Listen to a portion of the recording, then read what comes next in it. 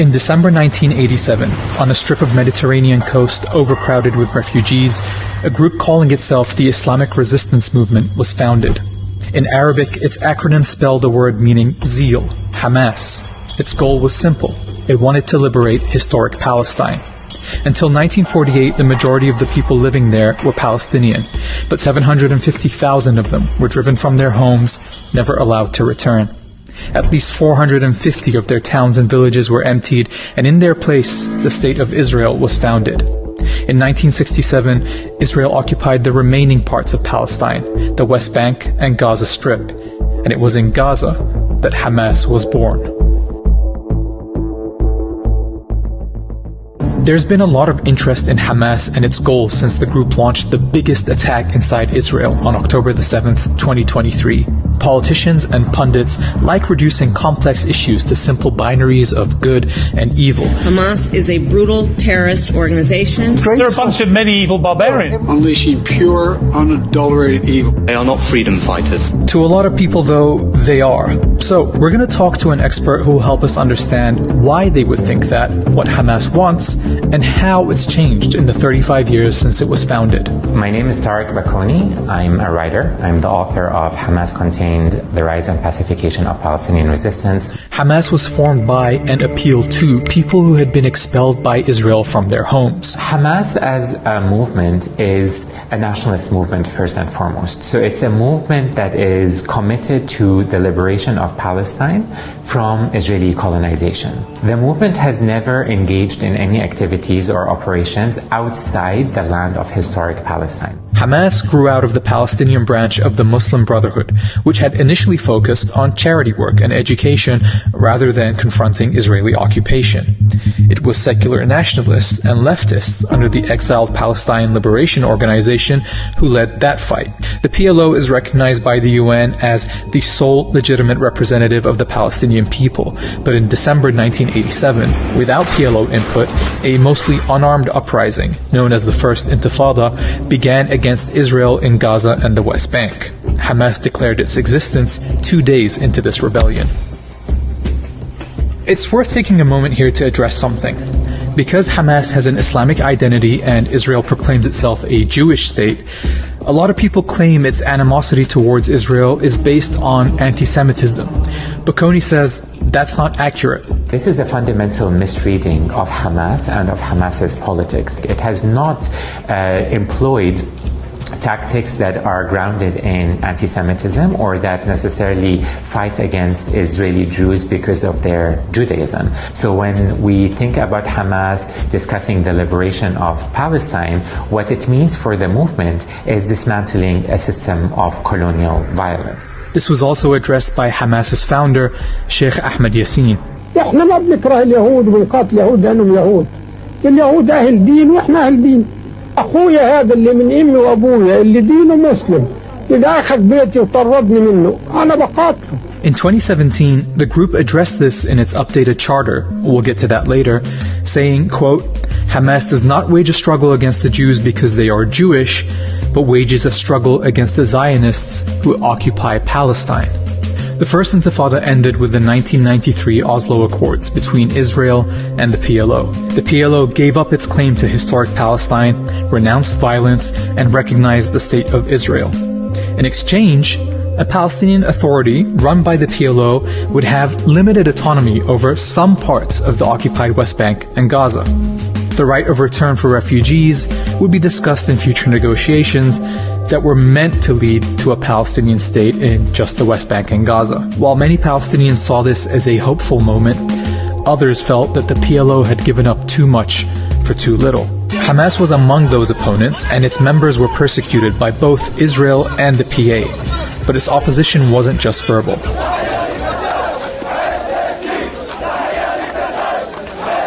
Hamas's military wing is known as the Izz al-Din al-Qassam Brigades. When Hamas constituted itself in 1987 as the movement we understand today, it re-emerged through the social infrastructure as a military movement. So it began amassing weapons in order to commit to resisting Israel.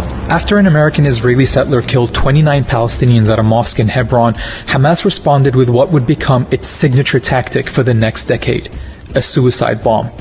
Deadlier and more dramatic than shooting soldiers, these attacks had two goals. One was the disruption of the Oslo Accords. And two, by expanding its targets to include Israeli civilians, Hamas hoped it would pressure the Israeli government to end the occupation.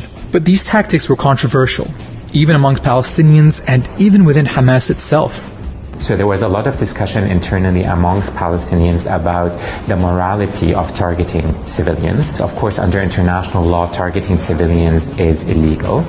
However, the Palestinians were operating in a reality where the violence of the apartheid structure itself was targeting civilians day in, day out, with no accountability.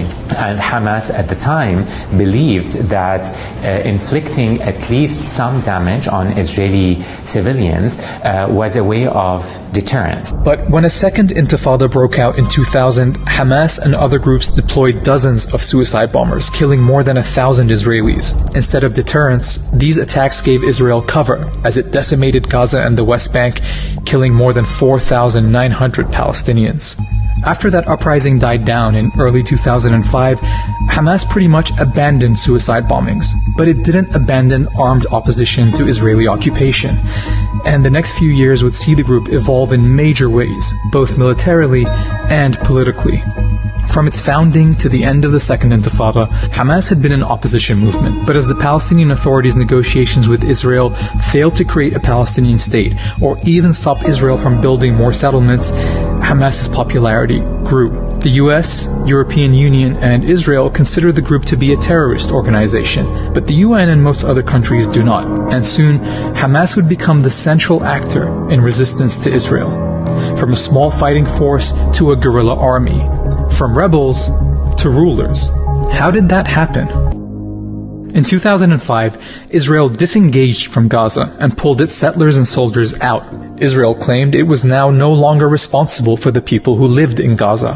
But the withdrawal didn't end the occupation. Israel still dominated the territory from the outside, controlling borders, trade, telecommunications, the sky, the sea. But the settlements were gone. So Hamas, which had been attacking the Gaza settlements and military bases, saw it as a vindication. In its view, armed resistance was the way to get rid of Israeli settlements. In 2006, looking to play a bigger role in Palestinian politics, Hamas took part in Palestinian Authority legislative elections. This was a big change. Hamas had boycotted the previous elections, saying elections under Israeli occupation were part of the Oslo process it opposed. Now, it claimed that the collapse of Oslo meant things were different. And to many people's surprise, it beat President Mahmoud Abbas's ruling Fatah party in both Gaza and the West Bank. Rather than respect the results of the democratic election, the US, supported by Israel, decided to engage in a regime change operation. So essentially it began to facilitate for a coup to prevent Hamas from emerging as a governing authority that was democratically elected. Israel arrested enough of the newly elected Hamas members in the West Bank to prevent the legislature from functioning, while in Gaza, months of deadly street fighting between Abbas's US-backed security forces and Hamas loyalists left hundreds of people dead. Until June 2007, when the Qassam brigades routed the security forces and expelled them from Gaza. Within 2 years, Gaza had gone from being controlled by the Israeli military to being controlled by Hamas. Now, in response, Israel tightened a blockade that had already been placed on the Gaza Strip in different iterations in the past. And in its initial thinking, Israel used the blockade as a punitive tool, really to punish the Palestinians and to try to force them to bring down Hamas as a governing authority. The blockade has had a huge impact on Gaza, with 80% of its factories shutting down since it began. Unemployment is at least 46%, and travel, fuel, electricity, and medical aid have all been restricted. But isolating Gaza like this also served other Israeli goals. For a long time, Israeli governments have wanted to remove Gaza's population from the country's demographic equation. And getting rid of this demographic problem would allow Israel to maintain itself as a quote-unquote Jewish majority state. That's because when you include Gaza's population, there are actually as many, if not more, Arabs living under Israeli rule as there are Jews. But to keep Gaza separate, Israel has relied on what Baconi calls a violent equilibrium with Hamas. Here's how it worked. When conditions in Gaza have become especially difficult, Hamas has often fired rockets at Israel. The response has often been a massive Israeli assault, after which a ceasefire is negotiated and some restrictions lifted for a while. There have been several major assaults in 2008 and 2009, 2012, 2014, and in 2021, which have killed more than 4,000 people in Gaza. On the Israeli side, less than 100 people were killed. Israeli officials have referred to this endless cycle of siege and violence as mowing the grass. Now, this violent equilibrium relied on the premise that there doesn't need to be a political resolution to the Gaza Strip, that Israel could deal with it only militarily, and that the blockade could continue indefinitely, regardless of the fact that it was premised on collective punishment and the forced imprisonment of 2 million Palestinians. Back in 2012, the UN warned that unless the blockade was lifted, Gaza would be uninhabitable by 2020. Meanwhile, with Gaza separated from the West Bank, Israel had a freer hand to expand its illegal settlements over there.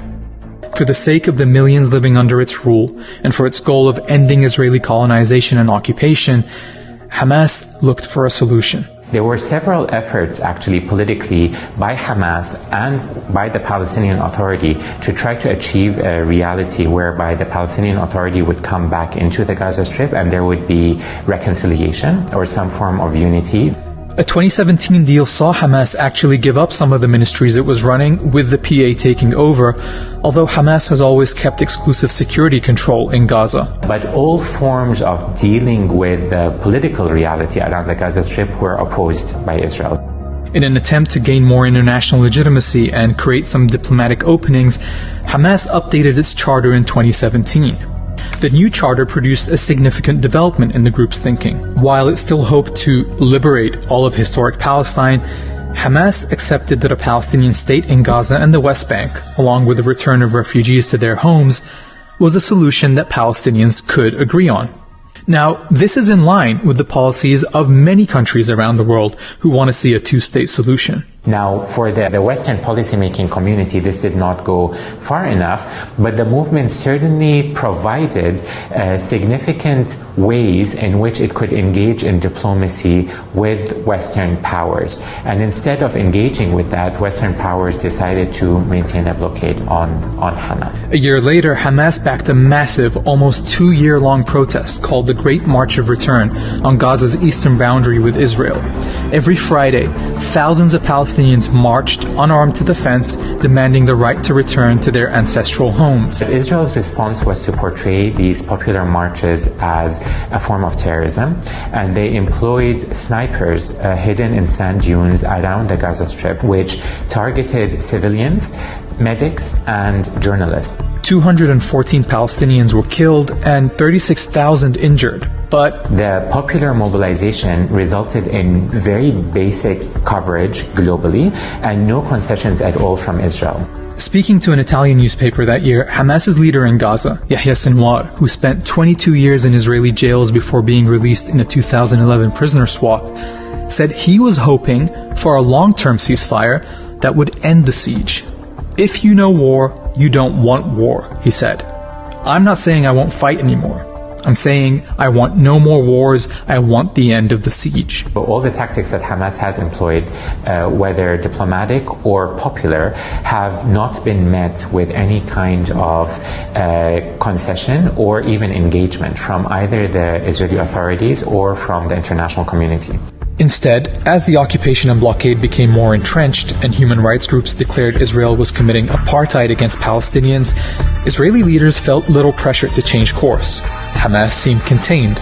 If it did fight, Israel's defense technology kept its losses manageable. The West Bank and Gaza were now separated for a generation, and the Palestinian cause seemed like it was dying. The US was focused on building alliances between Arab countries and Israel, even as Israeli elections brought fascists to power. On September 29, 2023, the U.S. National Security Advisor said, "And the Middle East region is quieter today than it has been in 2 decades." 8 days later, Hamas fighters broke out of Gaza, launching the attack that changed all of that. Hundreds of Israelis, civilians and soldiers, were killed and more than 200 taken hostage to be bargained for in a prisoner swap. But the Israeli response has been devastating, wiping out entire neighborhoods. At the time of recording, 1 out of every 30 people in Gaza had been killed, wounded, or was missing as airstrikes hit homes, hospitals, schools, mosques, and universities. Even water, food, fuel, and electricity have been cut off. So, is this the end of Hamas? After 35 years of fighting Israel, building a political program, evolving into a ruling government, and attempting to break the siege, has the group signed its own death warrant? That seems to be what Israel and its supporters believe, although 2 months into the fighting, there wasn't much evidence of Hamas collapsing. But can Israel's ferocious bombing actually eliminate violent resistance from an oppressed community? More than anything else, the movement, Hamas, is an ideology. Whatever you think of its tactics, Hamas's popularity and its primary reason for existing is because of its fight against Israeli occupation. The commitment to liberation through armed struggle is not going to go anywhere as long as the Palestinian people exist. Clearly, there won't be a return to the status quo before October 7th, 2023. But breaking that status quo is exactly what Hamas intended when it carried out such a devastating attack. The only way that Israel can get any form of calm or security is if it begins dealing with the Palestinian people, not through a military lens, but rather through a political lens, to see and acknowledge the political demands at the heart of the Palestinian Liberation Project, the most fundamental of which is the right of return of Palestinian refugees who have been expelled from homes now within Israel.